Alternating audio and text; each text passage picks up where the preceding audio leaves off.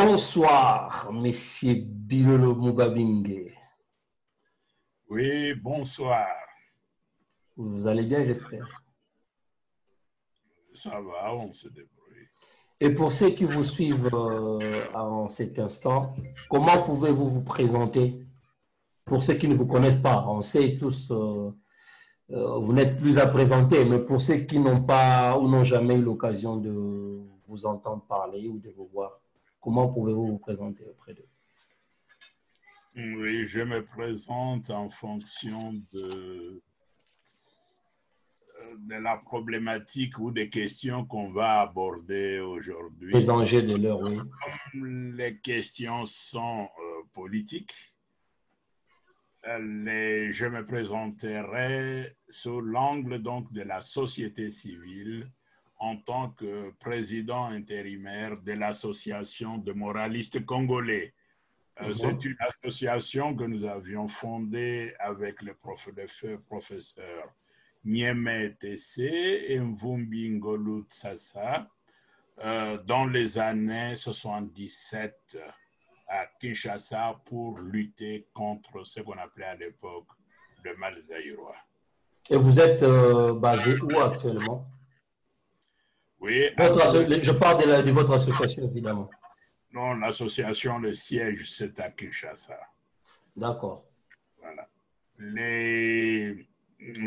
À titre de rappel, donc c'est la MOSA qui avait pris, donc qui a dirigé la commission morale de la conférence nationale souveraine en 1991. Donc nous avons lutté pour que la conférence nationale ait lieu. Donc avec nos collègues comme donc le Fayoulou, qui aujourd'hui est dans l'autre camp, mais on était ensemble dans la commission, donc dans la phase préparatoire, dans la commission constitutionnelle et dans la commission éthique morale.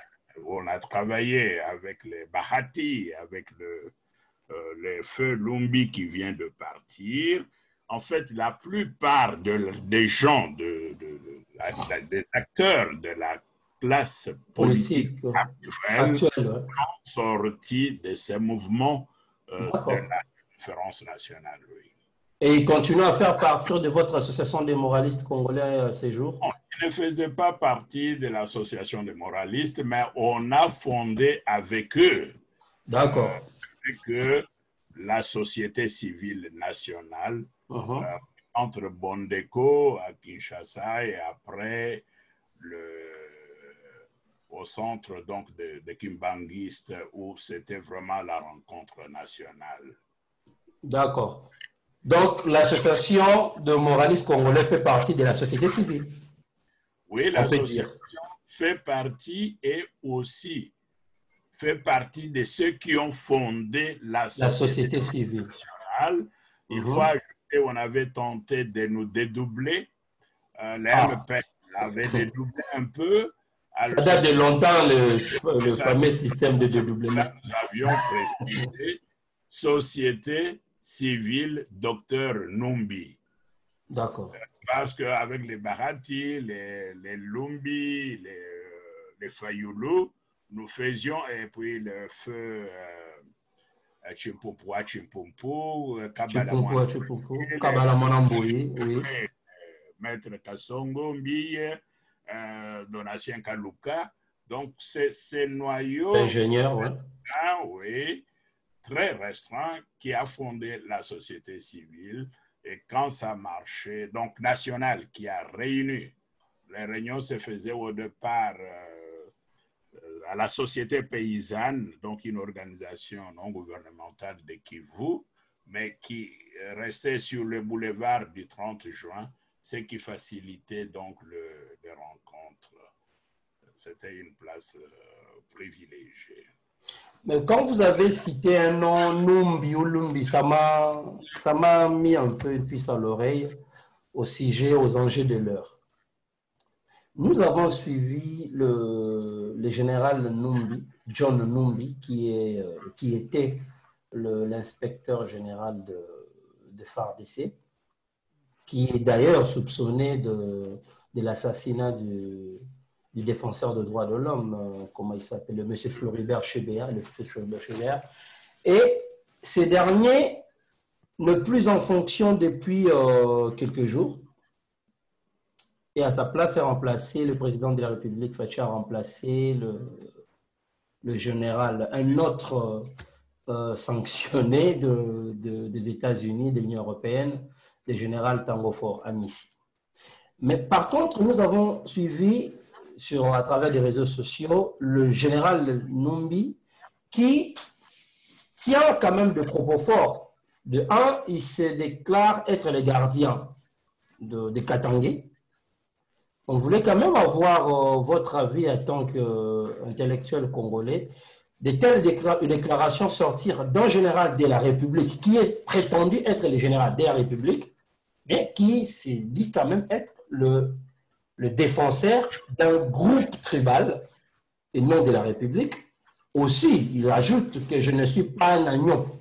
On sait qu'un agneau, c'est un animal qu'on peut facilement abattre sans contrainte. Oui, d'abord, je prendrai sous l'angle scientifique la déclaration qu'il est gardien de Katangé. Un général est gardien de tous les Congolais. Exact. Il était général de l'armée nationale congolaise. Il est le gardien de la Constitution congolaise, le gardien du peuple congolais et de la République démocratique du Congo. Il n'était pas le général du Katanga. Je n'utiliserai même pas le terme Katanga. Donc, ce qui fait que cette déclaration-là est très, très, très grave. Très grave parce qu'on ne s'attendait pas à trouver des généraux qui pensent de cette façon-là. Moi, je grandis à Kananga, donc c'est là que se trouvaient donc, les camps militaires où on a mangé, où on a joué avec les Bosango, les Masiala, avec beaucoup d'officiers, les Tukuzu, donc qui étaient encore des sous-officiers, ceux qui étaient des sous-officiers, d'autres étaient déjà des officiers supérieurs, responsables donc, de la division des titres de ces époques-là, dans les années 60. On a joué avec eux, on a mangé avec eux, et je pourrais même dire que d'une façon générale, ces généraux ont gardé leur idéal national jusqu'à leur mort. Et on remarquera même qu'à l'époque de Mobutu, c'est comme je l'avais dit une fois dans une des émissions, c'est l'armée qui avait perdu beaucoup de ses enfants, qui ne pouvaient pas supporter qu'on puisse laisser les Congos dans cet état-là et qu'on puisse faire la constitution sur mesure. Et vous vous rappelez, ils sont morts, même si nous n'avons pas encore des journées où nous nous rappelons, où nous nous souvenons d'eux. Ils auront leur pierre, où on va écrire leur nom pour que les enfants puissent les lire. Alors, la déclaration du général Numbi. C'est un affront contre ses collègues, un affront contre le président de la République. Et la déclaration montre effectivement que le président de la République a très bien fait. Il était temps de se débarrasser de gens pareils. Donc, c'est là où il confirme en fait que la décision était une décision fondée. Le général Numbi n'est pas un citoyen congolais, il n'a pas de valeurs républicaines s'il se permet d'utiliser ce langage-là. Quand il parle de Katanga, d'ailleurs, Katanga, est-ce qu'il peut me montrer une carte du XVIe siècle, du XVIIe siècle, du XVIIIe siècle, où le nom de Katanga se trouve?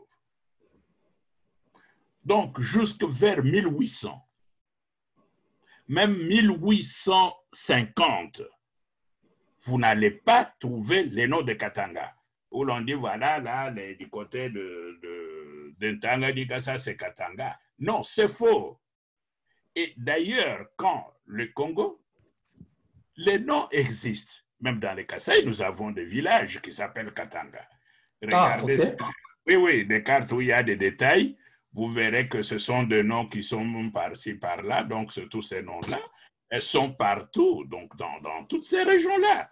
Qu'on parte donc de Tanganyika jusqu'en Angola, ce nom-là revient comme les noms de Katende, les noms de Kasanga, etc. Donc, le Katanga n'existe pas.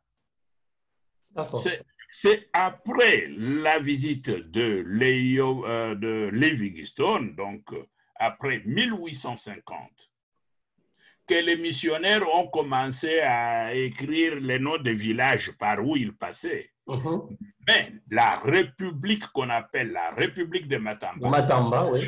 l'État de Matamba, qui partait donc de Kwango jusqu'au-delà pratiquement du lac Tanganyika. J'utilise provisoirement le nom donc de Tanganyika. Donc, ça s'appelait aussi le lac Zaïre. Donc, jusqu'au lac Tanganyika, il n'y a même pas une sous-région. Et c'est exceptionnel sur l'ensemble des cartes. J'insiste là-dessus parce que les Congolais on est en train de les piéger. C'est l'unique, je dis bien, l'unique royaume. Vous pouvez aller contrôler les cartes qui sont même dans Wikipédia. Si vous tapez, donc, on va l'insérer, oui, pendant que vous parlez. La Confédération congolaise, donc l'Empire du Congo. Donc, vous avez Matamba. Donc, il n'y a pas de sous-royaume. Il n'y a pas de sous-groupe. Il n'y a pas une province quelconque qui s'appellerait de Katanga. Il n'y a même pas un peuple, parce qu'on a cité aussi le peuple. À côté, on a cité les Simba, on a cité les Mombo. Donc, on a cité les Mompende, par exemple. On a cité les Bateke, sont cités. Donc, les gens sont cités. Et même des subdivisions comme on les trouve du côté de Benguela. On appelait ces gens sont les Tchaka, mais les Tchaka purs. Donc, cette région-là se trouve à l'intérieur d'un même pays et lui-même peut contrôler. Il n'y a pas de division. Si division il y a, les noms de Katanga content et privilégiés. Ça, c'est la division administrative. Un grand pays. Mais est-ce qu'à travers de tels propos, on ne peut déjà peut-être pas craindre les pires? Il faut conscientiser le peuple. Il faut former le peuple. Parce que quand quelqu'un parle comme ça, il a affaire à des Bemba. Il dit les Katangais, c'est qui? Donc, ce sont les Bemba, ce sont les Lunda, ce sont les Hemba, ce sont les Tabwa. Mais qui sont les purs Katangais? Ce sont les Lolo, comme ce que nous appelons à partir du Kasaï, les Balolo et autres. Donc, si quelqu'un entre dans ce genre de subdivision, il va introduire la division dans n'importe quel village. Je dis bien, dans n'importe quel village il va introduire la division parce que déjà la maman n'est pas du même clan que le papa. Donc, c'est déjà différent. Ce n'est pas ça ce que je voulais dire. Je voulais attirer l'attention sur le fait que même quand on regarde les provinces, au moment où le Congo, dans les années 1920, 1930, vous verrez que la subdivision de ces provinces-là change, hein, que les Dilolo, là, les autres font partie donc de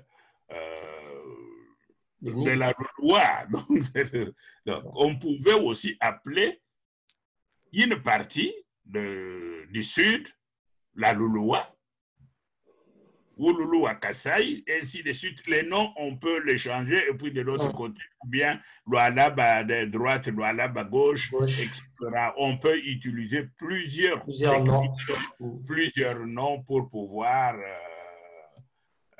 administrer un pays, mais tenter maintenant de biologiser un pays. C'est faux.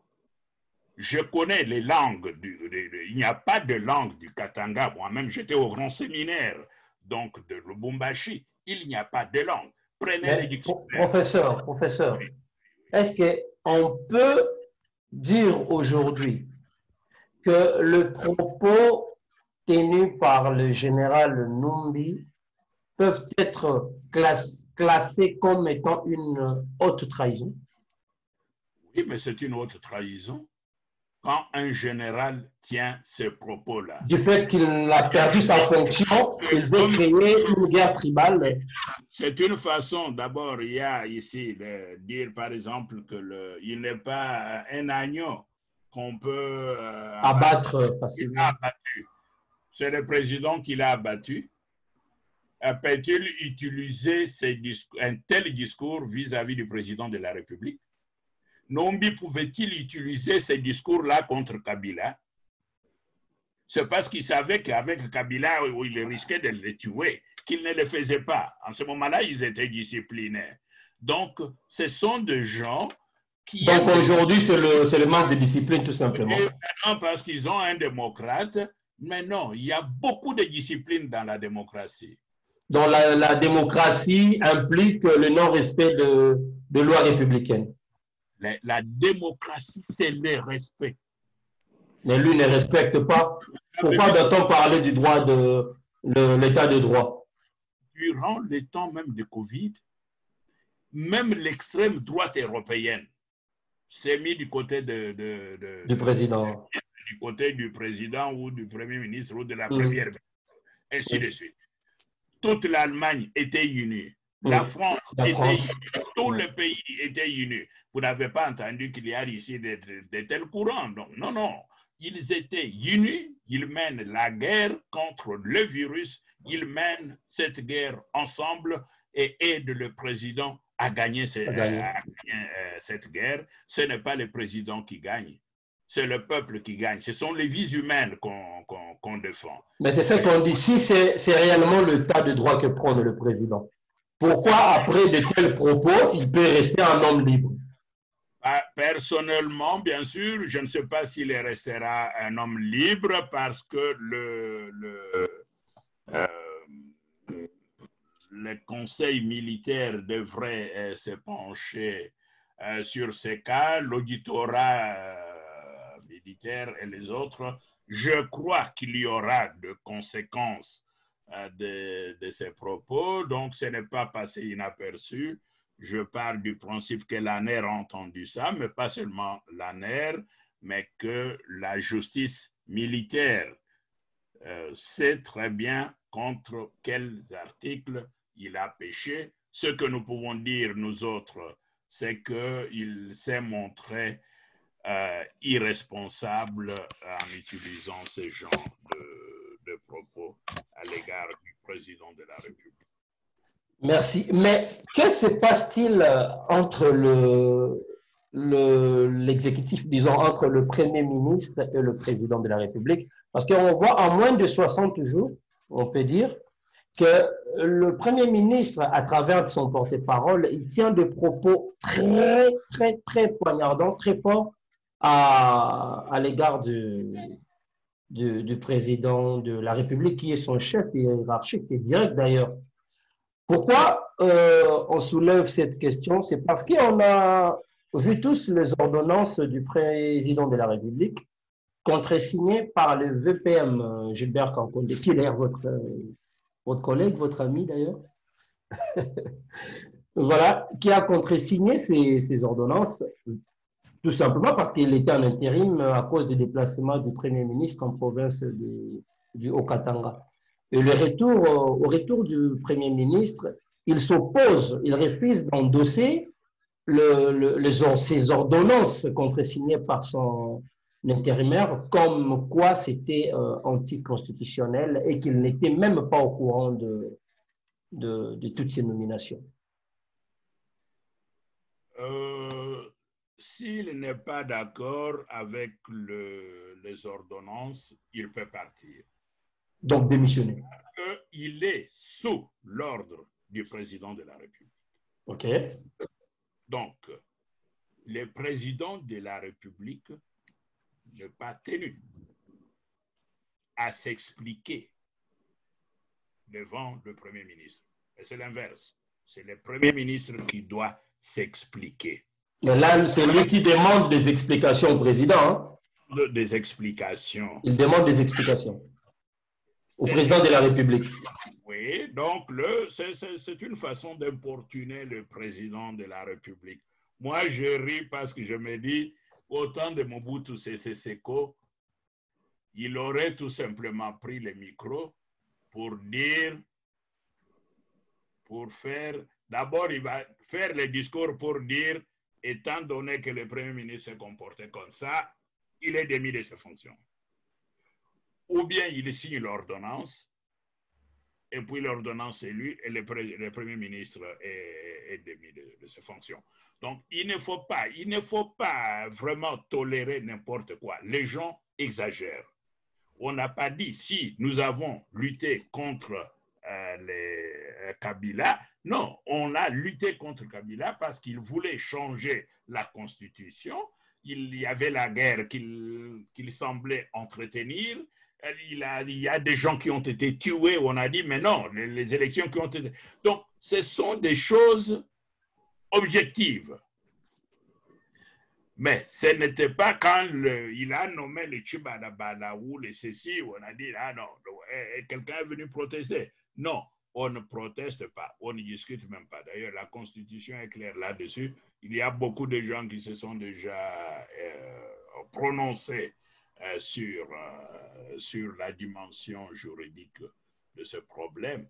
Mais moi, ce que je voulais critiquer, c'est surtout le manque de respect que le ministre d'FCC, même le Premier ministre, j'étais à Kinshasa, je n'ai pas vu ce que le Premier ministre a fait. Décembre, janvier, de février, j'étais à Kinshasa. Il est quasiment absent de... Oui. Quasiment absent. Donc, il n'y a aucun. Ici, quand je suis ici, chaque jour, telle décision pour améliorer les conditions de vie donc des enfants qui sont à la maison, parce que maintenant, leurs parents ne peuvent pas aller travailler, ainsi de suite. Décision, comment aider les gens qui ne peuvent plus payer les loyers, parce que comme il n'y a pas de boulot, donc ils restent donc à la maison, les gens, ils ne peuvent pas payer leur loyer. On prend les mesures, on dit, voilà, pendant 3 mois ou jusque-là, ou jusqu'en 2021, où on ne peut pas chasser quelqu'un parce qu'il n'avait pas payé les loyers pendant la période de confinement. Donc, l'État ne fait que du jour au jour. Je dis bien parfois du jour au jour et parfois dans l'avant-midi, dans l'après-midi, on corrige même la décision. Dans les cas où la situation venait changer, donc ils doivent toujours réexaminer les dossiers. Chez nous, il n'y avait rien. Donc, tous les mois de janvier, ils n'ont rien fait. Mais absolument rien. Je ne vois pas les projets du Premier ministre. C'est comme s'il n'avait aucun projet. Je ne les connais pas. Donc, quels sont ces projets? Quand est-ce qu'il va commencer le projet de l'agriculture? Donc, c'est le président qui doit tout faire. Le président qui doit faire les autoroutes, le président qui, pas même les autoroutes, les routes, le président qui doit faire donc le saut des moutons là, le président qui doit enlever les saletés dans la ville de Kinshasa, le président qui doit dire aux gens, donc aux chauffeurs, donc de ne pas rouler dans le sens inverse sur les autoroutes. Ce n'est pas possible. Mais pourquoi déjà le Premier ministre, il doit toujours utiliser le voie interposée pour s'adresser à son chef direct? Et ça, oui, effectivement, ils veulent le provoquer. Nous savons qu'ils veulent provoquer le président de la République. D'ailleurs, quand je suis rentré, j'avais dit, le gouvernement là ne fait rien. J'avais proposé personnellement, et je propose, de réduire le gouvernement, de les réduire. Il faut oublier je ne sais pas ce qu'ils ont signé. Non, ce n'est pas la Constitution, ne nous dit pas qu'il faut faire ça.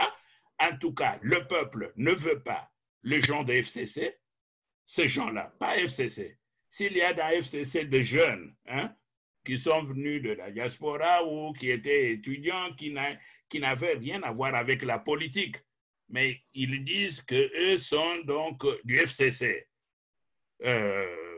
On ne serait pas contre s'il y a quelqu'un de compétent qui n'était pas lié. Mais nous ramener les mêmes personnes, c'est de cela qu'il s'agit. Ce sont le même nom. Les gens contre qui... Ce sont les retombées du deal, peut-être? Non, pas de deal. Même en Europe... Mais quand on voit un Premier ministre manquer autant de fois du respect à son...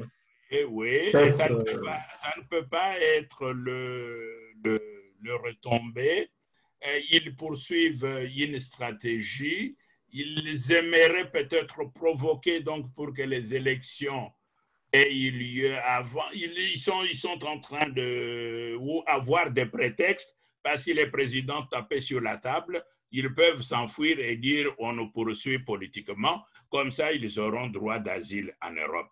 Mais professeur, pendant ces temps, dans 5 ans, et le FCC et les CACH vont nous présenter leur temps perdu de se chamailler. L'un à l'autre va endosser les responsabilités de... Oui, mais le peuple fait le bilan. Le peuple voit que le FCC est là pour paralyser le président. De même que le FCC aussi dit que c'est le président qui viole la Constitution. Paralyser la reconstruction du pays. Pour le FCC, c'est lui le président. C'est pas eux qui gèrent.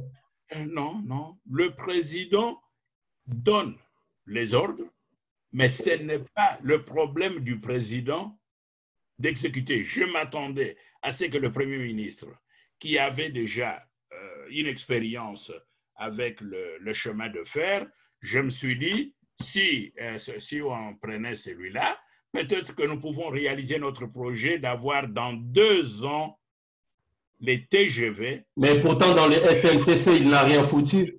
Ou ICE entre le Chabat et Ilebo. Il n'a rien fait pourtant dans la SNCC.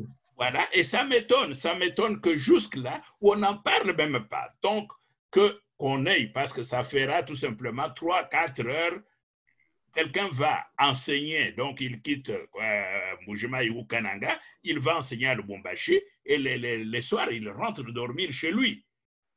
Donc, vous avez les trains maintenant qui font 300-350 km par heure.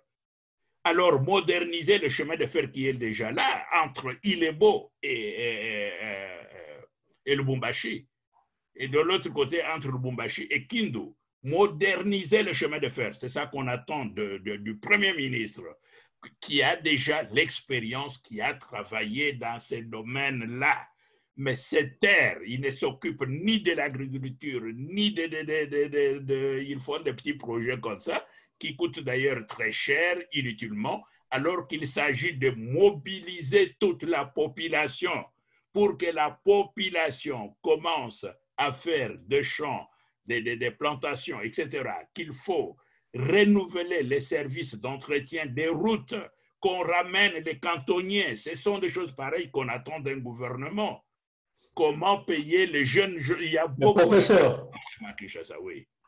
Je vais lire l'article 90 de la Constitution qui dit ceci.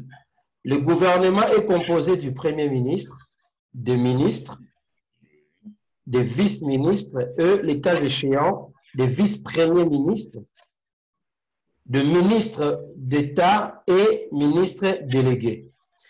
Il est dirigé par le Premier ministre, chef du gouvernement. En cas d'empêchement, son intérim est assuré par les membres du gouvernement qui a la préséance. Et ici, celui qui avait la préséance, c'était le VPM de l'Intérieur, dont M. Gilbert Kankonde. Maintenant, pouvons-nous dire que, selon la plainte ou les doléances du du Premier ministre, que le fait que le VPM signe ces ordonnances deviennent anticonstitutionnelles ou pas? J'ai suivi une émission donc, du président de PADEL qui Oui, a répondu. Monsieur Badibang Honoré. Et nous connaissons les antécédents là-dessus, mais pour une telle question, je laisserai la parole au professeur Mbata. Je crois qu'il va répondre. Donc, inutile donc d'intervenir là-dessus. Ce que nous savons, c'est que quand Condé a fait son devoir, il était habilité, il était habilité à contresigner dans l'absence du Premier ministre. Et cette absence peut se justifier même quand il est sur le territoire congolais? C'est toujours l'absence, tout dépend à partir de quelle date les décisions doivent devenir exécutoires. Si on dit que cette décision entre en vigueur à la date de sa signature, donc vous ne pouvez pas attendre que la décision entre en vigueur quand le Premier ministre viendra. Non, non, ça. Donc, il ne peut pas attendre que ces ordonnances soient annulées? Les décisions du président de la République ne se discutent pas. Ce que je voudrais même éviter, c'est pour cela que j'évite même la question. Les décisions du président de la République ne se disputent pas. Et surtout pas par le membre donc du gouvernement, de l'exécutif. Oui, et donc dans les choses, il peut donner son point de vue en privé, mais il ne peut pas s'autoriser ce langage-là. En fait, il n'a qu'à déposer sa démission. Ce que j'ai aimé, c'est du fait de parler du professeur Mbata, c'est-à-dire le fait qu'il soit expert dans la matière constitutionnelle. Donc, vous avez préféré à chacun sa spécialité, chose qu'on ne trouve souvent pas chez le politicien congolais. Le fait d'être juriste, ça vous donne le droit d'aborder à toutes les questions juridiques, constitutionnelles, parce que vous êtes avocat, parce que vous êtes... Ça, c'est quand même à féliciter. Bravo, c'est une première fois. On va passer à la polémique du déconfinement. Le président de la République, hier, il a annoncé le déconfinement, donc la levée, j'allais dire, de l'état d'urgence. Une première polémique, c'est que l'état d'urgence a été mis en vigueur à travers une ordonnance. En principe, ça devrait être levé à travers une ordonnance, c'est-à-dire l'ordonnance qui remplace une autre ordonnance. Mais là, en fait, le président prend des mesures de levée ou ordonne, voilà, c'est ça, ordonne la levée d'état d'urgence sans ordonnance, mais par un communiqué. Comment réagissez-vous? N'est-ce pas une erreur? Non, ce n'est pas une erreur parce que Covid est toujours là. C'est ça que les gens oublient. Covid est toujours là. Les virus est là. Le président Trump, qui sous-estimait un peu les mesures de protection et autres. Il y a eu des États comme Texas qui croyaient que la corona ne fera rien au Texas. Aujourd'hui, ces États ont renforcé leurs mesures. Hier, le président Trump, je dis bien hier, le président Trump, j'ai suivi le discours ce matin, a changé sa politique. Il demande maintenant aux Américains de porter des masques, de respecter la distance. Et même en France, hein, même en France. Et on a remarqué même que le virus est en train de revenir. on parle de deuxième vague. Deuxième vague, oui. Et c'est déjà là. Mais ils font des confinements partiels. Oui, oui, dans un département, dans telle commune, Autre, ouais, pour éviter que l'économie dans son ensemble soit pas affectée. Soit par terre. Donc, au Congo, nous sommes sur les mêmes latitudes que le Brésil. Vous êtes sur l'équateur, au nord, au sud, oui. Donc le Brésil. Les Congolais disent non, ici ça ne fera rien, mais nous avons la même. Il n'y a pas de corona ici, oui. Il n'y a pas de corona, etc. Tout pays, tout le monde qui a tenu ce discours-là, a fini par changer. Parce qu'il suffit que 10 personnes qui se promènent comme à Kinshasa, dans des églises, ils vont crier, etc. Ils contaminent 3 000, 5 000. Vous pouvez arriver à voir... C'est là d'ailleurs où j'allais en venir. Parce que c'est cet après-midi, l'abbé Cholet, le porte-parole de la Cinco, qui vient de tenir une interview disant que il est contre, je ne sais pas si je pourrais même voir son tweet, où il dit que, en fait, ils sont contre le président de la République d'avoir ordonné la réouverture des bars, des discothèques, des activités commerciales et laisser les églises fermées jusqu'au 15 août. Je cite, il dit même que je me demande si le diable n'est pas passé par ceux qui ont donné ces conseils au président de la République. Peut-être que M. l'abbé n'a pas suivi ce qui se passe ailleurs. Le déconfinement s'est fait par étapes. Ça s'est fait progressivement. Oui. Il n'y a aucun pays qui s'est réuni aujourd'hui, il n'y a plus de confinement. Non. Le docteur Mouye m'avait demandé d'ailleurs que ça soit levé jusqu'au 15 septembre. Jusqu'au 7 septembre. Qu'il fasse l'ordonnance, dire maintenant tout est levé. Non, ce n'est pas levé parce que l'ennemi est... Le virus est là, oui. Voilà, le virus est là. Est-ce que vous avez les stades? Les matchs de football, nous les suivons seulement, les gens les suivent.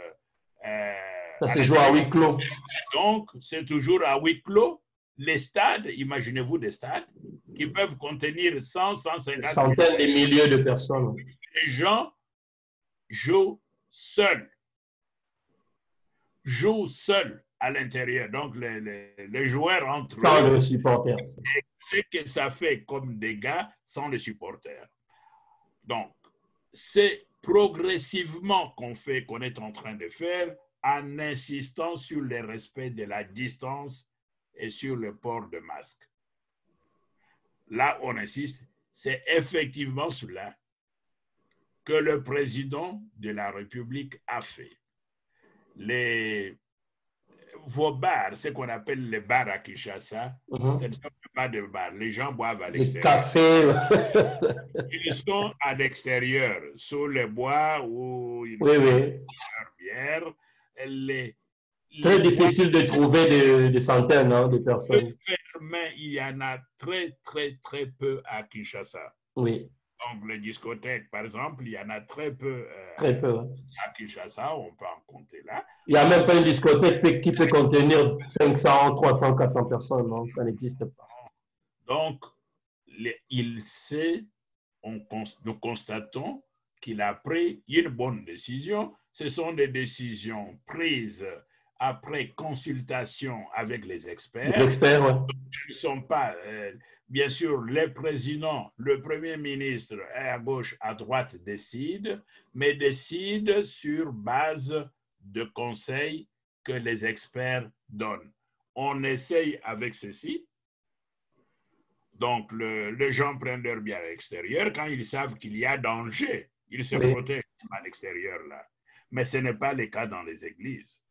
Parce que dans les églises, les gens croient être protégés par Dieu ou par qui? Des dizaines de milliers. Ce sont des fétichistes. Dieu, pour eux, se fétiche contre le mal.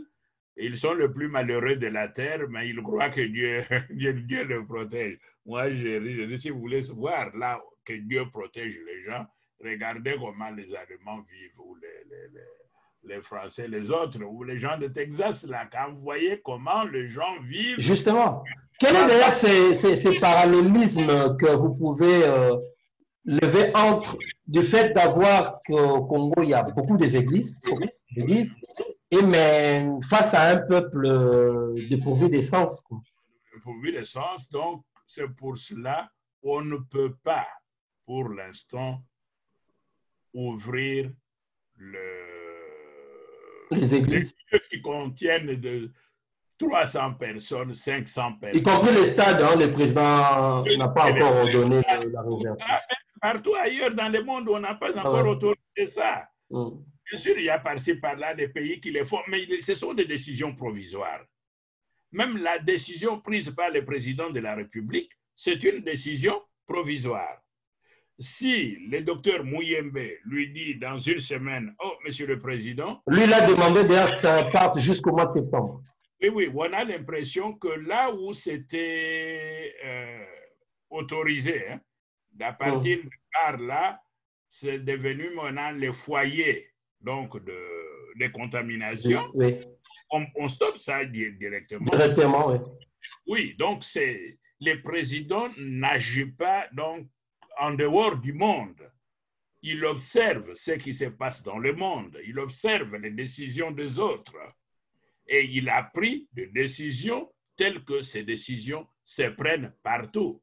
Il déconfine avec prudence en demandant donc aux responsables de la santé publique, donc la commission donc autour de Task Force, l'INRB, et suivre un peu quel est l'impact est-ce qu'il y a augmentation, est-ce que le nombre de contamination, ça reste permanent ou bien ça diminue. C'est pour cela la décision ou la critique de M. Labbé est un peu déplacée.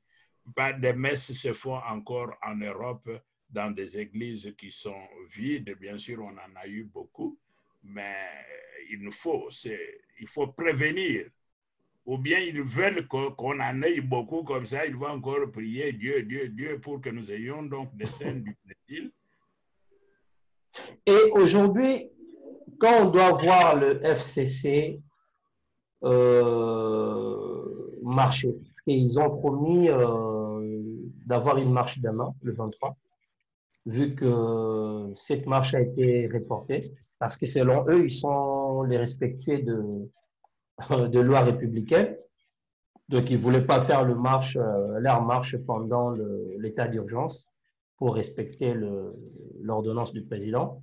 Et demain, ils font appel à leurs membres, et aux Congolais d'ailleurs, selon eux, pour soutenir la Constitution qu'ils n'ont jamais soutenue, qu'ils ont eux-mêmes tordue, pour soutenir les institutions de la République. Mais après, on ne sait pas, quand ils parlent du soutien des institutions, pour eux, c'est le gouvernement, l'Assemblée nationale, le Sénat, où ils sont majoritaires, ou y compris le président de la République comme institution.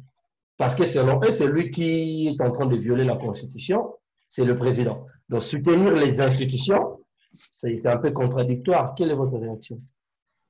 Ils ne nous ont pas dit, je ne vois aucun point où FCC peut me prouver que le président de la République aurait violé la Constitution. Par contre, personnellement, ce que je reproche au président de la République, c'est d'avoir toléré que les gens comme les Thabo Mwamba, vous savez, Thabo Mwamba était déjà dans la politique quand moi j'étais jeune, hein, quand Mobutu faisait ces années 70 et autres là.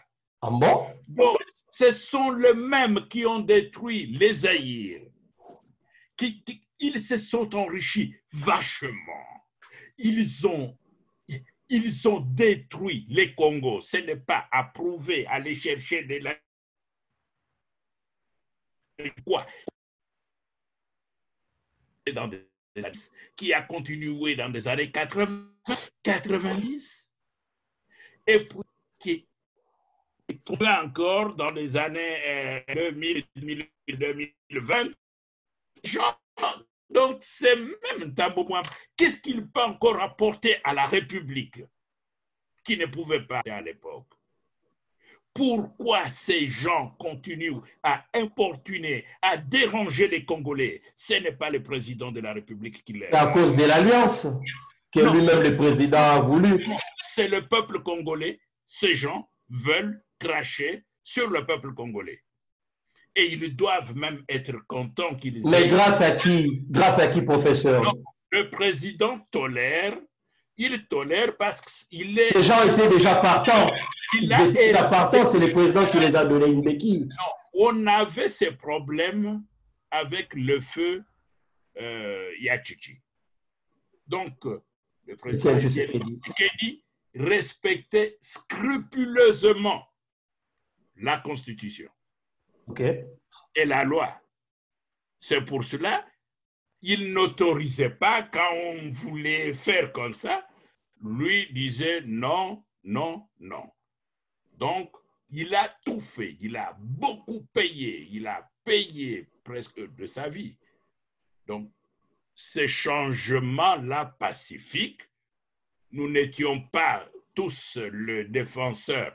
Nous sommes bien sûr pour la non-violence, mais pas jusqu'au niveau où les FCC, PPRD nous avaient amenés. Rappelez-vous de l'autre émission que nous avions il y a plusieurs années, où je disais non, il faut en finir. Et ils doivent être contents d'avoir Félix Tshisekedi comme président de la République. Parce que moi, j'aurais agi comme M. Mobutu. Je n'aurais pas toléré que ces gens qui ont détruit les Congos depuis l'indépendance puissent continuer à cracher sur mon peuple jusqu'à aujourd'hui. Mais je ne suis pas au pouvoir. Quand on est au pouvoir, on doit toujours un peu, comme on dit, on appelle ça réel politique. Donc, tenir aussi compte d'autres facteurs et puis être tolérant.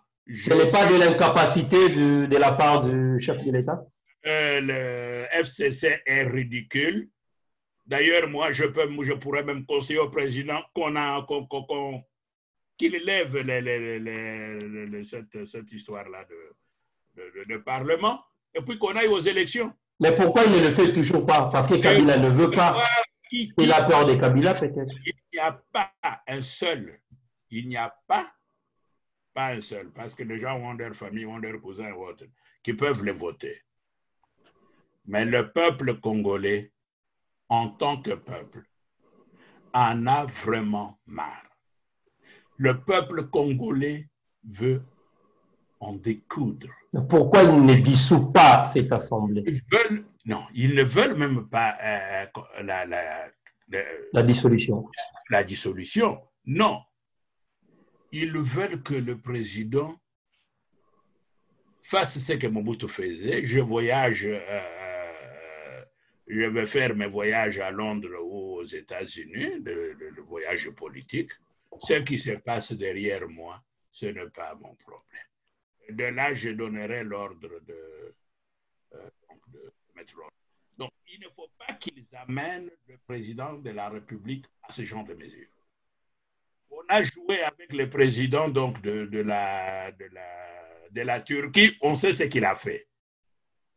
Croire parce que vous avez quelqu'un qui veut que le Congo vraiment puisse devenir un modèle sur le plan de la démocratie et puis venir les déranger, ils veulent nous tirer vers le bas, ils veulent les tirer vers le bas. Moi, je ne m'occuperai pas de choses pareilles. Le peuple a montré la semaine passée ce qu'il pense donc de ces gens-là, de ces groupes-là. Ce n'est même pas FCC. Alors, professeur Bilolo, pourquoi déjà, même si on doit parler du FCC, Mais en principe, la force du FCC se repose sur leur autorité morale. Or, dans d'autres États, en ces temps, il y a eu passation de pouvoir. L'ancien chef de l'État essaie un peu de disparaître sur la scène peut-être politique pour éviter de faire ombrage à son successeur, pardon. Mais comment l'actuelle autorité morale fait ombrage à l'actuel président de la République? C'est ce qui fait derrière la force du FCC. Oui, c'est la preuve qu'il avait et qu'il a de mauvais conseillers. Donc, quand on fait la passation de pouvoir, en principe, on prend son avion, puis on va se promener ailleurs. Ailleurs. Je demanderai à l'honorable Kabila de prendre son avion, d'aller se reposer en Tanzanie pendant 1 an, 2 ans. Parce qu'il est d'origine tanzanienne? Non, ça n'a rien à voir avec ça. Ah, d'accord. Euh, Là, il a grandi, quoi. Là, il connaît le mieux. Il a grandi, il connaît ça. Je comprends. Ou n'importe quel pays africain qu'il Au veut. Rwanda, oui, oui. Oui, oui, rester là-bas et après laisser les autres faire. Non, on ne se mêle pas, on ne se mêle jamais dans les affaires du président, donc de son successeur. Ce n'est peut-être pas dit parce qu'il est lui-même le maître, c'est peut-être parce qu'il est le metteur en scène. L'actuel chef de l'État est peut-être sa marionnette, comme disent les gens. La constitution congolaise ne connaît pas les termes que vous êtes en train d'utiliser. Il n'est pas. Ce sont ces membres du FCC qui disent que Wanaza est président. Il n'est pas autorité morale, ils veulent tout simplement provoquer les gens. Il n'est pas l'autorité morale parce que les actes qu'il a posés, il y a beaucoup de Congolais qui sont morts. Donc, vous ne pouvez pas appeler une personne pareille l'autorité morale. Ça, c'est un. Sur le plan du jugement moral, Kabila n'est pas une autorité morale. Il est la haute immoralité, je suis d'accord, mais pas l'autorité morale. 2. Le terme de l'autorité morale est emprunté au système iranien. Donc, avec le Khomeini, le Congo n'a pas le système iranien. Et nous ne voulons pas qu'on fasse intervenir ces termes donc de Khomeini, les titres de Khomeini là au Congo. Nous ne voulons pas, chaque pays a sa culture, nous ne voulons pas que le FCC vienne faire pourrir le Congo. Ils n'ont pas d'autorité morale. C'est le chef de leur groupe, mais ce n'est pas l'autorité morale. Donc, ça c'est 2. Mais le conseil est qu'il a de mauvais conseillers, qu'il se retire, qu'il aille se reposer, il pourra venir après, mais déranger, ce n'est pas bien. C'est aussi pour sa sécurité, il doit le comprendre. Parce que les gens ne supportent pas qu'une personne puisse comme ça déranger. Ils peuvent perdre une fois le contrôle. Mais si vous dites qu'il y a eu plusieurs morts pendant son régime, n'est-ce pas, c'est encore une des raisons qui le pousse à rester au Congo parce que la loi de statut des anciens chefs d'État le protège? Parce qu'ailleurs, cette loi ne va pas le protéger. Oui, mais justement, s'il veut rester au Congo, parce qu'il y a une loi qui le protège provisoirement. Provisoirement, pourquoi provisoirement? Parce qu'il est président en vie. Les lois, ça se change. Ah, d'accord. Il n'y a pas de loi éternelle. Oui. D'ailleurs, ce qu'on fait au Congo ne se fait nulle part. Vous savez que quand il y a eu la réunification de l'Allemagne, on a jugé même le juge qui avait prononcé le jugement sur base de constitution de de l'Allemagne de l'Est. Même le président de la République, Honecker, est en prison. C'est pour cela qu'il est allé mourir en exil au Brésil. On n'a pas fait passer les généraux. C'est pour la première fois, après 30 ans, qu'une femme formée à l'Est de l'Allemagne, d'ailleurs, elle était encore jeune à l'époque, est devenue juge à la Cour suprême de justice. Donc, il n'y a pas de gens de l'Allemagne de l'Est qui avaient eu cette formation communiste à qui on a ouvert la voie à des postes stratégiques. Donc, il n'y avait aucun. Je ne le savais pas, c'est maintenant 30 ans après qu'ils soient responsables donc de tribunal du parquet. Hein. Ils ne les ont pas pris, ils les connaissaient, ils les ont écartés, ou comme commissaire en chef, des choses pareilles, autorité militaire. Non. Mais ce sont tous ces exemples qui poussent les gens à croire que c'est lui qui a comme marionnette Fachi. Non. Même en Angola, on a vu une année après, le Eduardo Santos, y compris sa famille, sont absents. Les Africains ne le savent pas, et puis on confond parfois la religion et la politique. Pourquoi au Congo? Le système politique a changé.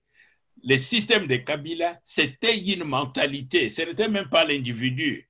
C'est pour cela, quels que soient les ministres de l'Intérieur qu'on mettait, ils faisaient les dégâts. Il a changé à plusieurs reprises donc de gouvernement, il y avait toujours des dégâts, parce que c'est le système, la mentalité. Maintenant, quand il y a un changement, il y a le divorce avec cette structure-là. On peut prendre des gens, mais pas les gens qui ont grandi, qui ont passé 20 ans dans ce système, ou 30 ans dans ce système qui était pourri, où on ne travaille pas avec eux. Donc, ils nous donnent d'ailleurs des preuves qu'ils ne vont jamais, le méchant, ils ne vont jamais, mais je dis bien jamais changer. Ce sont eux qui nous donnent des preuves. Quand un membre du gouvernement, professeur, excusez-moi, quand un membre du gouvernement, un ministre de la Justice, qui fait des éloges après une faute grave, mais qui fait des éloges à son, malheureusement vous n'aimez pas ces pseudo-autorités morales, à son autorité morale, mais comment expliquer? Est-ce que c'est parce qu'ils reconnaissent réellement qui a le vrai pouvoir entre ses mains? Non, il n'est pas, je dis bien, il n'est pas l'autorité morale. Il faut, d'ailleurs, je crois avoir entendu quelqu'un de l'UDPS qui a utilisé cette expression-là. L'opposition et le parti au pouvoir, donc les partis qui sont au pouvoir, FCC Cash et puis l'UDPS et la société civile, doivent cesser d'utiliser les termes autorité morale. Je dis bien, sur le plan moral, du point de vue moral, mais aussi du point de vue que c'est une référence au système iranien. D'accord. Où ils veulent faire de celui qui nous a tués. Les gens sont morts, les gens des enfants de Kamwena Sapou. J'ai encore des photos de ces mamans-là qui portaient des bébés de, je ne sais pas, 8 mois, 12 mois. Et puis on tire. Je me suis dit, mais qui tire? Et c'est un homme pour tirer sur un petit enfant qu'on porte sur le dos. Mais après tout ça, le président de la République dit qu'il ne va pas fouiner dans le passé. Ce sont des crimes contre l'humanité et on poursuit les crimes contre l'humanité jusqu'à ce jour. Mais le président, il pardonne par contre. Non, il ne veut pas fouiner dans le passé. Nul n'est habilité à pardonner les crimes contre l'humanité. Mais pourquoi la justice ne s'en prend pas? Non, ça demande le temps. C'est pour cela les procès dans les camps nazis et autres, les procès se poursuivent jusqu'à aujourd'hui. On poursuit les gens même jusqu'à 95 ans, jusqu'à 100 ans.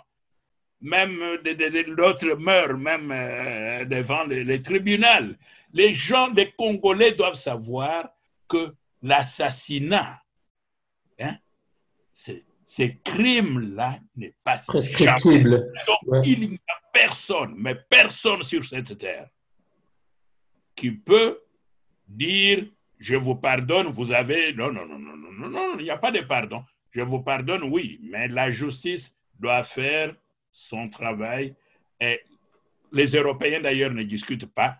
Les gens qui ont participé à un certain mouvement, à des crimes, on les rejette en bloc Il n'y a pas de procès individuel à faire. Il n'y a pas de procès individuel. La classe qui a eu la formation communiste était indexée. Point, c'est tout. Ils peuvent faire leur commerce ou quoi, mais pas occuper des postes stratégiques dans le gouvernement, dans l'armée et dans la justice. Et la police et tout ça. Mais étrangement, professeur, ce que vous dites se contredit avec les actions du président de la République. Parce qu'il révoque de fonction un général sanctionné, ok, et il le remplace par un autre sanctionné, soupçonné de meurtre, de vente des armes, de rébellion. Oui, donc je ne connais pas. C'est contradictoire. Non, je ne connais pas celui. Tango Fort, hein, c'est. Oui, qui a remplacé le général John Numbi. Numbi. Il est cité dans plusieurs rapports des ONG des droits de l'homme. Oui, j'ai déjà entendu parler, mais les procès, le fait que quelqu'un a été nommé, s'il y a un procès qui continue, ou bien s'il y a l'instruction qui est en cours, si les décisions sont sur la table, le président peut changer sa décision. On a vu avec le directeur de cabinet, tout le monde en parlait. Quand je suis arrivé en décembre à Kinshasa, les gens se plaignaient. En janvier, ils se plaignaient. Il y avait des émissions, voilà, l'argent qui a été volé, etc. Il y a eu même des marches. Tous les autres ministres doivent savoir, parce que c'est aussi une leçon. Nous demandons au président de ne pas tolérer l'indiscipline. Donc, nous lui demandons d'appliquer la tolérance zéro parce que le peuple veut qu'il tape sur la table. Donc, il ne faut pas, quand un ministre ou un premier ministre s'autorise un langage déplacé, dans l'après-midi, l'ordonnance sort. Il faut un mélange de la rigueur de Mobutu Sese Seko, un peu de Kabila, de Mzee Kabila, où parfois il faisait chicoter les gens. Parce que vous pensez qu'il n'a pas cette autorité-là ou cette rigueur? Non, le gouvernement n'est pas inné, donc l'État, ce n'est pas la religion. Donc, il est le commandant des forces armées congolaises. Il est responsable de la défense de la nation. Officiellement, oui. Il l'est. Il n'y a pas d'officiellement. Il est le défenseur, c'est le commandant suprême des forces armées congolaises, donc de la défense congolaise et de la sécurité congolaise. C'est le président. Mais quand on voit ces ordonnances bafouées, bloquées, ces ordres, il ne bénéficie même d'aucun respect auprès de ses partenaires. Non. Vous savez, il rit ou nous rions en écoutant cela. La Constitution n'a pas changé. C'est avec cette même Constitution que Kabila vous a maltraité. On n'a pas changé la Constitution. Nous avons hérité la Constitution taillée sur mesure que les gens de PPR2 nous ont laissée. Donc, cette Constitution-là est dans ses mains. Avec plusieurs jurisprudences. S'il ne fait pas mauvais usage de cette Constitution, il faut les féliciter. C'est déjà un acquis politique. Vous savez, quand vous faites les bilans donc, de gens qui sont au pouvoir, il ne faut pas seulement voir les bilans, la route n'est pas terminée ou on a volé l'argent pour les sortes de moutons, et ainsi de suite. Non. Il n'y a pas que ça. Il faut voir que nous sommes en sécurité, qu'on peut se promener à Kinshasa, qu'on peut même aller à la NER, boire avec les gens, qu'on n'a plus peur, qu'on passe même au ministère de l'Intérieur tout le temps. Mais professeur, on peut se promener à Kinshasa et non pas à l'est de la République. Il y a eu 200 morts de plus avant-hier et chose étonnante, les jeudis ont tué 200 personnes Vendredi, il y a eu conseil des ministres. Jusqu'à ce jour, aucun mot de la part du président. Ni condoléances, ni une adresse à la nation, soit quelque chose de deuil national. Oui. Si c'était en France qu'il y a eu de sa mort, le président africain allait rédiger des lettres pour présenter des condoléances. Il y a eu Donc, de Fachi morts. est égal à Kabila parce que les morts congolais ne sont pas considérés. Non, non, non, non. Il faut savoir qui a tué. Non, mais Il peu faut, importe, ce sont des Congolais d'abord qui sont morts. il faut attendre. Non, je n'ai pas de preuve qu'il n'a pas Non, mais réagi. je vous informe, c'est officiel, c'est Non, officiel. oui, c'est ça que les gens disent, mais c'est vrai. Non, c'est parce que les gens disent, c'est officiel. Les notables, le chef coutumier ont demandé, à l'Est, ils ont demandé le deuil national de 2 jours. Oui. Ils n'ont pas eu encore l'accord. Parce qu'au début, quand Fachi est arrivé au pouvoir, on a vu des exemples genre rembourser l'argent qui restait de son voyage. On a vu aller assister des gens accidentés. Il y a eu un incendie vers la route nationale numéro 1. Tout ça, c'était juste pour montrer, faire un peu du matu vu que, voyez, moi, je suis différent de l'autre. Mais sa nature, au fond, c'était pas ça. Parce qu'aujourd'hui, on ne voit plus rien de tout ça. Non, non, il avait déjà réagi quand j'étais à Kinshasa. Il avait fait un discours. Et quand il y a eu l'accident de son avion, Oui.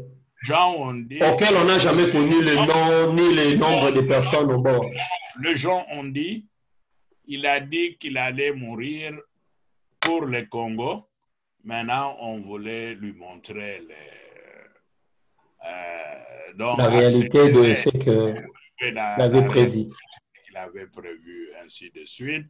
C'est pour vous dire que non, il est réagi. Mais tu ne vas pas non plus réagir chaque jour. Mais à chaque fois que les Congolais meurent. On ramasse et il est réagi. Soit lui réagit, soit le ministre de l'Intérieur réagit. Donc, il y a deux réactions. Malheureusement, ni le gouvernement n'a pas réagi.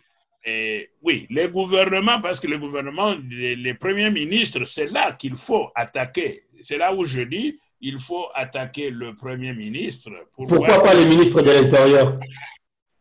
Non. Lui qui est chargé de la sécurité et de la tranquillité des citoyens. Oui, je n'ai pas de preuve qu'il n'a pas réagi. OK. Oui. Parce que quand j'étais à Kinshasa, les gens m'ont dit... Donc, vous le défendez parce que c'est votre ami? Non, ce n'est pas là. Non, je sais ce qui est en train de se faire. Je sais, j'ai eu des entretiens avec les officiers donc, de la police et de l'armée, les délégations de l'Est. Je sais ce qu'ils demandent. Ils savent que le problème est compliqué, mais ils veulent que le mandat donc de Fachi soit utilisé pour pacifier l'Est. Personnellement, je propose même qu'on mette 5 tracteurs et qu'on fasse une place vide, donc une autoroute. Ça peut faire même des champs, hein, mais avec des tracteurs, une zone un peu neutre pour que les frontières du Congo soient visibles. Donc, sorte de terrains de football qui commencent d'un Tanganyika jusqu'au lac Lutanzige. Et puis, on peut concevoir la construction donc, de camps de la police ou de l'armée, des écoles de formation. Il nous faut un concept pour l'Est. Je ne soutiens pas le mur avec les barbelés parce que nous allons enrichir ceux qui, d'ailleurs, envoient les armes. Hein? Oui, parce que si vous faites les murs, ils vont vous dire on va vous aider, puis ils vont vous amener des barbelés. Mais ce sont eux qui vendent les armes, oui. Les gens n'ont rien à manger au Congo. Comment est-ce qu'ils trouvent les armes pour, comme ça, mener la guerre contre un gouvernement pendant plus de 20 ans? Je vais revenir un peu en arrière au sujet du VPM, de l'ex-VPM de la justice. Quand il présente sa démission, il va tenir un discours de ses adieux, si on peut bien le dire. Mais bizarrement, cette fois-là, il ne fait pas des éloges, ni un petit coucou à son autorité morale. Est-ce qu'il s'est senti lésé, trahi? Au contraire, il va faire des éloges au président de la République qui lui avait demandé sa démission. Oui, effectivement, les gens, tout le monde a dit, du moins dans la diaspora, tout le monde a dit que c'était c'était un très bon Pardon. discours. Donc, Très bon discours. Oui. très bien parlé. Il a dit ce qu'il fallait Je dire. confirme. Oui. Et de la même manière, on lui a dit aussi, avec le Yémen, ça, c'est ce qu'il ne fallait pas dire. Dire. Donc, oui, oui, donc vous ne pouvez pas venir vous occuper d'un honorable. Un honorable, Kabila est honorable. C'est honorable Kabila, donc c'est un sénateur à vie. Donc vous n'allez pas, pourquoi vous vous occupez de l'honorable Kabila et non des autres honorables? Ça ne va pas. Donc c'est parce que l'honorable leur dit que c'est lui qui donne le pouvoir, c'est lui qui a nommé. Oui. Non, non. Pourquoi ils font la queue? Ils font la queue tous à Kingakati. Ils ont volé les élections parce que sont eux ils ont volé. Organisé. Ils se sont fait nommer sénateurs et puis députés. Alors, comme ils l'ont fait, ils ont pris les voix donc de l'UDPS, ils ont pris les voix de la Moupa, pris tout le monde. Donc, ils ont pris l'institution Parlement et l'institution Sénat. Ils ont ça en main. les gouvernements. Avec ça qu'ils veulent déranger. D'ailleurs, ils ont pris ça pour se défendre. C'est-à-dire, pour se défendre, dans ce cas, on est criminel. Hein. On essaye de protéger, avoir des gardes. Oui, oui, le plus longtemps possible.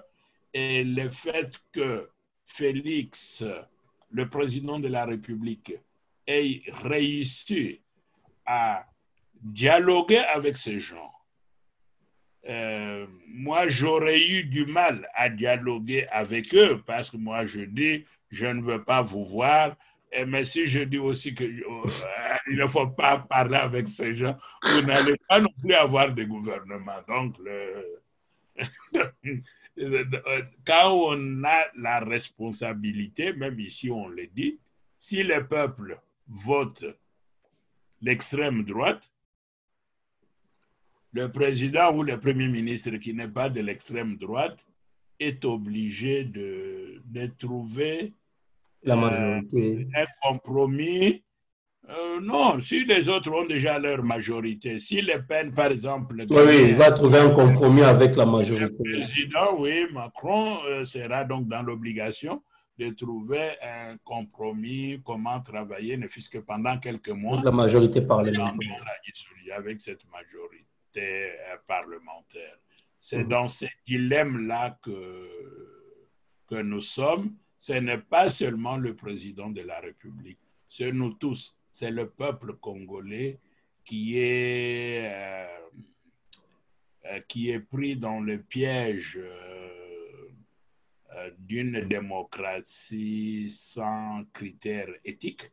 Hein, parce que s'il y avait des critères éthiques, on aurait rassemblé les gens de FCC, on les aurait mis au stade. Donc, on les aurait transportés soit à la prison donc de Canada. Mais oui, mais, carrément en province. Oui, carrément en province. Donc, Makala, non, parce que Makala, ils peuvent encore s'enfuir.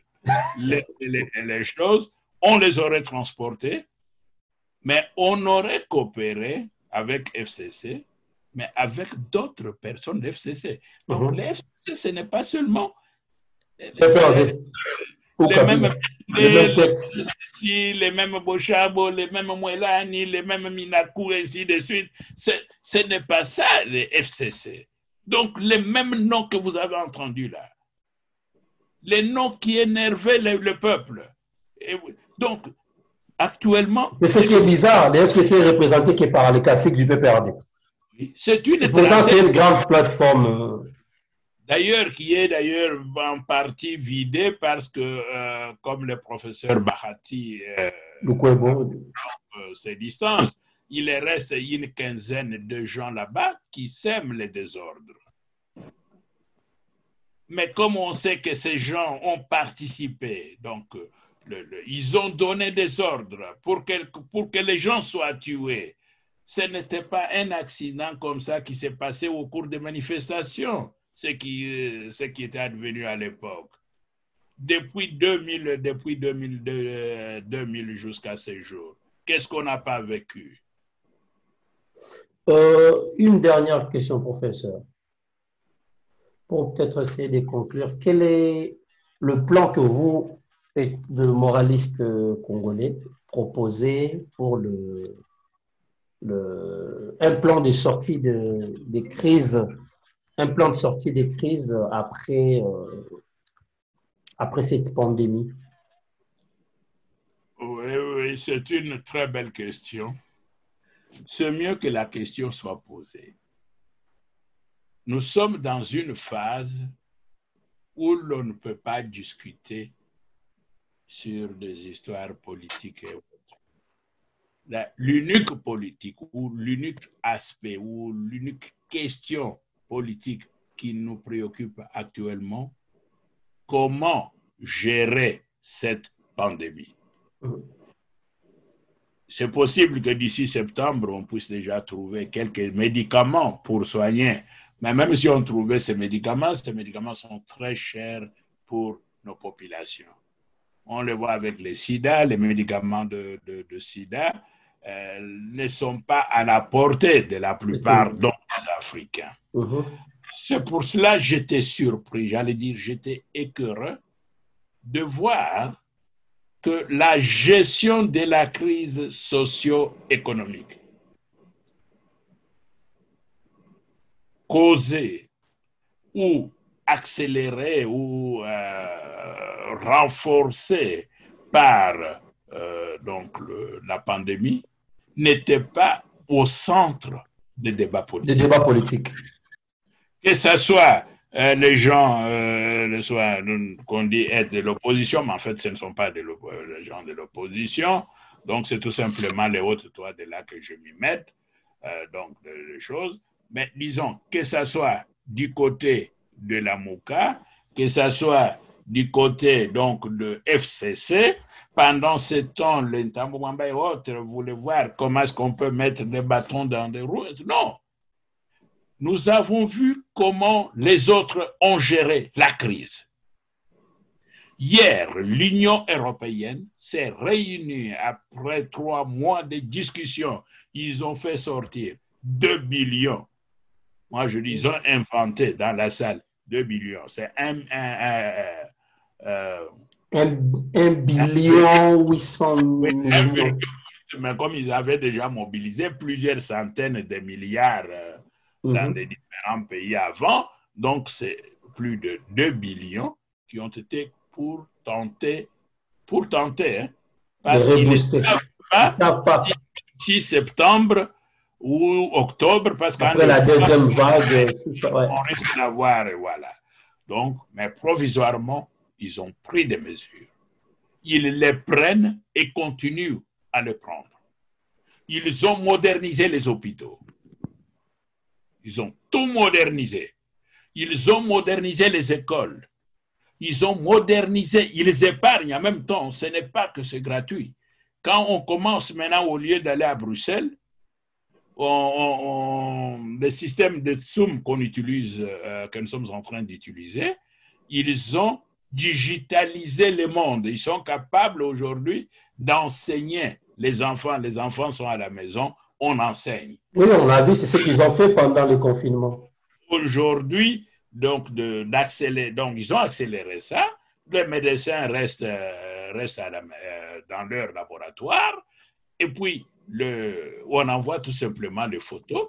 Ils peuvent tout faire à distance. Donc, on peut dire aujourd'hui que cette pandémie était une preuve pour le Congolais de voir leur défaillance dans tous les secteurs. Ils ont constaté qu'il n'y a pas donc de masques. Alors, ils ont dit, ah, nous devons maintenant commencer à produire des masques chez nous. Ah, des médicaments, on fabrique tout en Chine. Ils ont compris qu'il y a un danger. Parce que si une histoire pareille s'est produite, vous devez avoir vos usines qui produisent des chloroquines, qui produisent ceci. Donc, je parle de chloroquine parce que c'est toujours en discussion. C'est efficace, etc. Ça aide. Donc, même quand on dit que le médicament est efficace, cela ne veut pas dire que... C'est juste que c'est vrai. Sinon, les gens n'allaient pas mourir à cause de cancers. Donc, je m'attends à ce que les 3 mois qui sont passés, comme le budget qui était prévu pour cette année, c'était le budget de 11 milliards. De 11 milliards. Qui était contesté par la suite. Ça ne fait rien, donc ça fait environ 1 milliard par mois. Oui. Donc, les 3 mois que Covid, là, pratiquement... Après 4.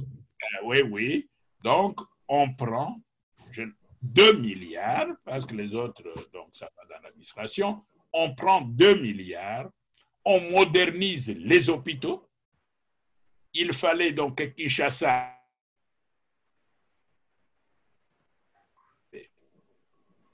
pas seulement pour Corona, parce qu'après Corona, on pourra les utiliser.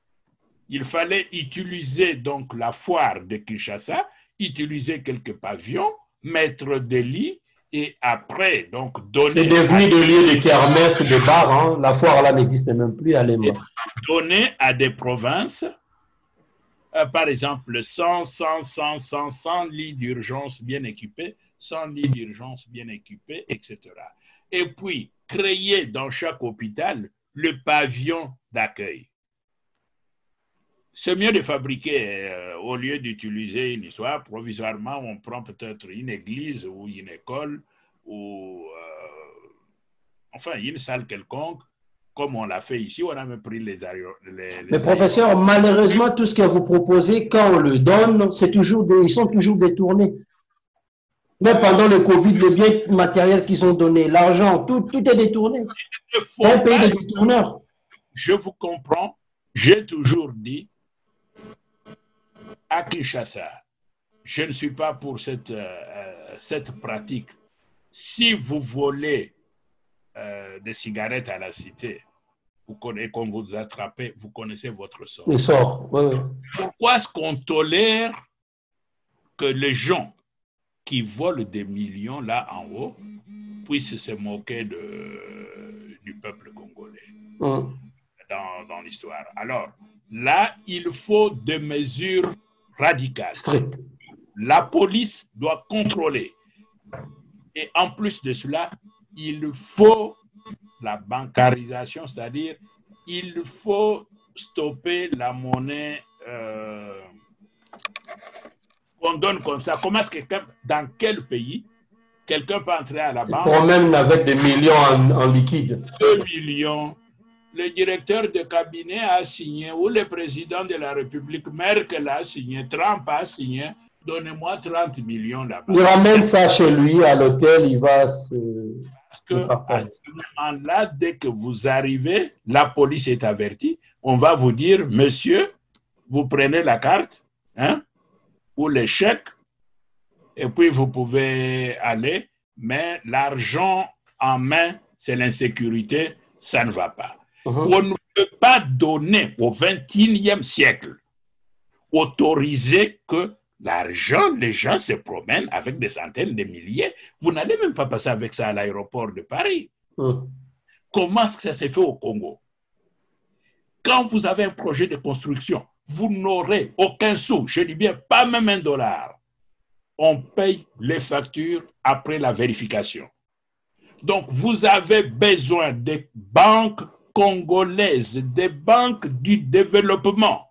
Ce sont les banques qui contrôle les projets. Donc, la banque, avant de payer, si c'est une facture élevée de 100 000 ou de 50 000, on envoie un expert, je dis bien un expert, qui contrôle sur le terrain et fait des photos Donc, documente ça, chaque étape, par photo. À ce moment-là, on verse. Pourquoi est-ce qu'au Congo, on donne l'argent aux gens?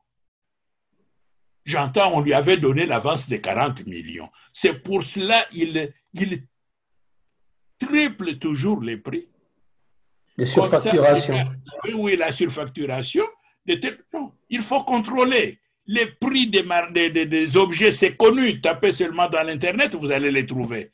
Y a-t-il un seul produit dans la construction, dans la médecine ou dans n'importe quel domaine, les tracteurs ou quoi, où on ne peut pas connaître les prix? Vous tapez tel tracteur, ça coûte combien? Les prix viennent et puis vous comparez les prix. Il y a même des machines pour comparer. Donc, nous ne pouvons que demander au président de la République, au ministre de l'Intérieur, et puis les services des finances et la police. Bien sûr, quand je dis l'Intérieur, c'était la police. Donc, ils ne peuvent pas, ils sont co-responsables de ce qui se passe s'ils continuent à accepter que les gens puissent aller retirer l'argent à la banque. Et ces banques-là, d'ailleurs, vous n'avez que les banques étrangères. Il n'existe aucune banque congolaise. Les banques étrangères viennent pour piller les pays. C'est des commerciales. Un pays sans banque qu'on appelle les caisses d'épargne. Caisses d'épargne. Donc, c'est qu'on appelle les banques de proximité, parce que nous n'allons pas tous au centre de la ville de Kinshasa pour aller discuter, prendre quelque chose à la banque. Il y a dans chaque village des banques. Dans chaque village, il y a des banques. D'ailleurs, 3, 4 banques. Les noms changent dans lesquels on est. Nous devons revenir à ce système. Quand nous étions petits, nous avions nous étions à la poste. Et caisse d'épargne passait même dans des villages, ramasser l'argent. Donc, stopper cela, nous devons élaborer des structures, utiliser les méthodes que les autres utilisent pour éviter les détournements de fonds publics, pas seulement des fonds publics, mais aussi les détournements des impôts. Donc, les gens qui ne payent pas les impôts, les gens qui vont prendre l'argent à la société, tout ça, il faut mettre fin. C'est le contrôle. L'Europe, c'est le contrôle. Qu'est-ce que nous avons appris à l'extérieur? C'est ces contrôles-là. Ça fait 40 ans que nous sommes dans ce pays. C'est la discipline et non la religion. Croire que les gens vont changer le monde, les gens ne changeront pas. Il faut contrôler. Il faut plusieurs instances de contrôle. Il y a la police qui s'occupe de la criminalité économique, il y a les services de finances qui contrôlent. D'ailleurs, ils ont accès à des banques, sans même que les propriétaires de comptes les sachent, ils suivent. Ils ont développé un programme qui est en dessous du programme de la banque pour suivre les mouvements, les transactions de quelqu'un. Oui, mais faites la même chose. Et il n'y a pas que ça. On ne paye même pas les gens. Je suis là, ça fait pratiquement plus de 20 ans qu'ils bouffent mon argent. J'arrive, on dit les semestres prochains. Oh, ça c'est déjà passé. Comment on paye ça à 3 mois, à 4 mois? Personne n'est responsable. Les ministres sur qu'il n'y a rien. Donc, il y a tout un institut où on dit, mais les gens sont ministres pour qui? Ils sont ministres pour qui? Vous avez des instituts de supérieurs, des instituts de recherche où il n'y a aucun professeur sur la liste des pays. Et c'est normal que 10 ministres différents passent et ne constatent pas qu'il y a les professeurs ne sont pas sur la liste. Mais là, ça leur sort. Je ne sais pas si ça sort. Donc, le ministre devient le ministre, moi j'appelle ça le ministre de huissier, les chauffeurs, les ceci, les cela. Et cette situation, je ne m'attendais pas à ce qu'une telle situation puisse rester. Donc, mais si nous utilisons la crise, investir donc dans la modernisation des hôpitaux et investir dans l'agriculture. Il faut une campagne de sensibilisation de la population pour qu'au mois de septembre, nous puissions augmenter le nombre de maïs. Les projets là isolés comme ça, où peut-être le gouvernement a investi, je ne sais pas, quelques millions pour faire des maïs, non, ils ne vont pas mourir la population avec ça. C'est dans chaque village. Il faut remobiliser. Il y avait des mouvements comme les compagnons bâtisseurs, les groupes de jeunes qui peuvent se mettre 12, 15 pour faire les champs, même aider les mamans à faire des champs. Ça peut devenir des mouvements sociaux concrets dans des villages. Il nous faut augmenter le nombre des arachides, de maïs. Ça demande 3 mois. Donc, si, par exemple, dans les Kasaï, en prenant la zone de Kasaï du Katanga, si vous commencez au mois de septembre, vous aurez déjà les arachides, les maïs, des choses en abondance en décembre et au mois de janvier. Mais qu'ils s'occupent de ça. Et pour ça, on peut même mobiliser des milliards parce qu'on voit des résultats. C'est dans 3 mois qu'on aura des résultats. Et je préfère d'ailleurs cette solution-là, donc de mobiliser les villages. Parce que si vous faites des plantations comme on en avait tenté une fois du côté du lac Mukamba, il n'y avait plus personne pour aller cueillir ce qu'on avait planté.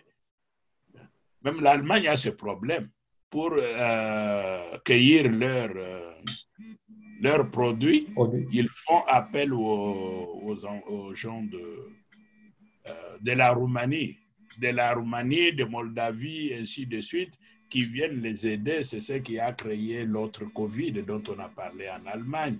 Donc, nous aurons, pour éviter ces problèmes, comme les transports n'est pas encore amélioré, nous devons nous concentrer sur des villages, mobiliser les gens, dynamiser les jeunes, leur donner donc des groupes, les groupes de cantonniers, les groupes des agriculteurs, les groupes de compagnons bâtisseurs, les groupes de ceci, les gens qui font des portes, etc.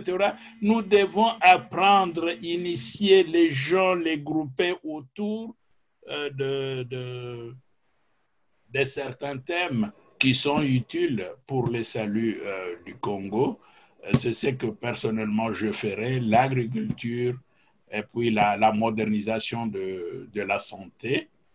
Les écoles, non, je pourrais même prolonger les confinements pour les écoles, mais demander aux enseignants et aux professeurs, donc que ce soit de l'école primaire, secondaire ou supérieure, déclarer une année blanche. Ils doivent concevoir de nouveaux livres. Ce qui se fait actuellement, ce n'est pas, on en parlera peut-être une autre fois, mais ici, je l'ai dit seulement parce que le moment est propice. Si nous voulons prolonger les confinements pour les écoles, nous pouvons demander aux enseignants de se concentrer pour concevoir, je dis bien concevoir, les cours adaptés aux problèmes du Congo et aux problèmes de l'Afrique. Et c'est quand on aura le temps d'en parler. Oui. Ça viendra après. Mais ça fait déjà partie des choses qui doivent nous préoccuper pour l'instant et non vos problèmes là de FCC qui va faire de marge. Professeur Moubabi Bilolo, je vous remercie de votre temps que vous nous avez accordé. Merci à vous. Merci. À bientôt. À bientôt.